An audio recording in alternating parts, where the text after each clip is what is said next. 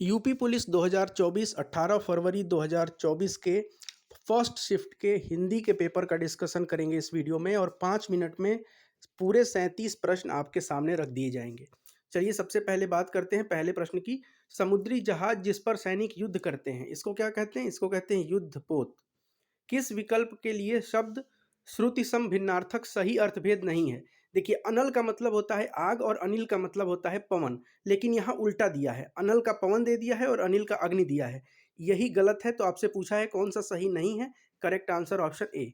खिड़की खुलने से प्रकाश आएगा, खिड़की खुलने से नहीं, खिड़की खुलने पर प्रकाश आएगा, तो यहाँ पर कारक संबंधी गलती है, ऑप्शन सी।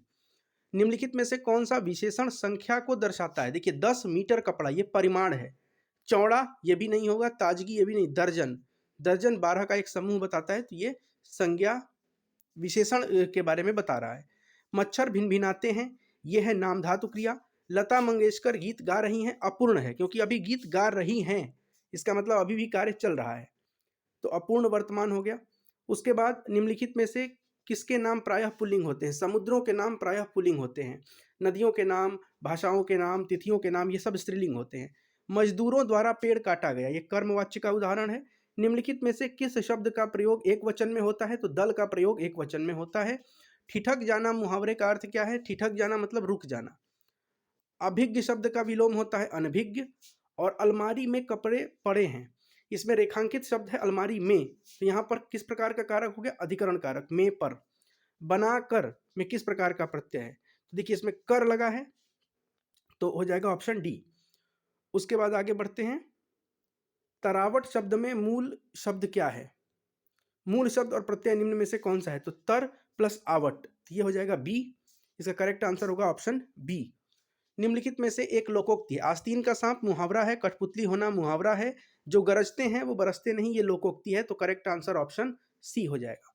आराम कुर्सी में किस प्रकार का समास है? देखिए आराम कुर्सी में द्वंद्व समास है, तत्पुरुष है, कर्मधारय है, या अव्ययी भाव है, तो इसका करेक्ट आंसर हो जाएगा तत्पुरुष समास। आराम के लिए जो कुर्सी है उसको कहते हैं आराम कुर्सी। लक्ष्य का तद्भव रूप होता है lakh, correct answer option B हो जाएगा। और इधर हिंदी साहित्य में वात्सल्य रस, ये 11वां रस है।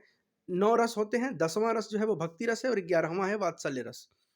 उसके बाद श्यामल में किस प्रकार का श्यामल किस प्रकार का तद्भव, श्यामल किस तद्भव शब्द का तत्सम है? तो सांवला का तत्सम है।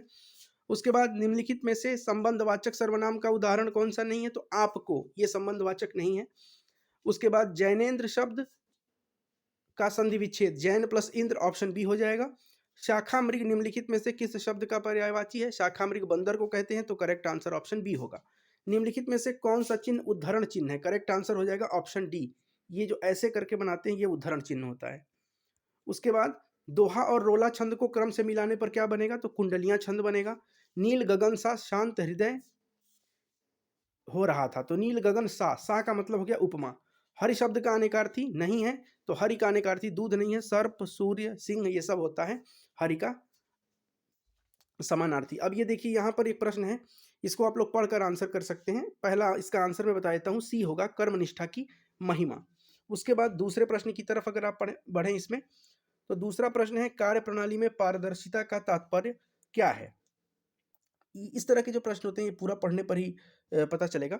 इसका आंसर होता है कार्य प्रणाली में पारदर्शिता, काम करने के ढंग में बरती गई कुशलता। खैर इसको आप एक बार पढ़ लीजिएगा।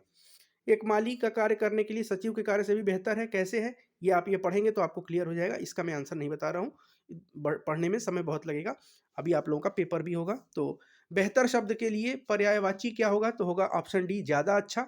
भीतर और बाहर किस तरह का क्रिया विशेषण है? तो ये स्थानवाचक है, भीतर या बाहर स्थानवाचक। मेघ शब्द का पर्यायवाची कौन सा है? तो नीरद। कुल और कुल, कुल का मतलब होता है खानदान या वंश, और कुल का मतलब होता है किनारा, तो correct answer option D.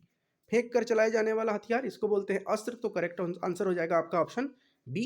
Ramayan के रचयिता, करेक्ट आंसर हो जाएगा वाल्मीकि। तुलसीदास कुछ लोग लगा दिए होंगे, तुलसीदास रामचरितमानस के रचयिता हैं। 109 संख्या प्रश्न, सूरसागर किसकी कृति है? तो सूरदास की कृति है। और बिहारी हिंदी का विकास किस भाषा से हुआ है? देखिए बिहारी हिंदी का विकास जो है वो अर्धमागधी अपभ्रंश से हुआ है, तो करेक्ट आंसर ऑप्शन ए है। हालांकि इस पर क्लेम किया जा सकता है कि मागधी और अर्धमागधी दोनों, मागधी अपभ्रंश, और देखिए दो चीज मैं इसको फिर से बताता हूँ, यहाँ पर 2 आपको क्वेश्चन में चीज़ दी गई है। एक ऑप्शन दिया है मागधी अपभ्रंश और एक दिया है मागधी।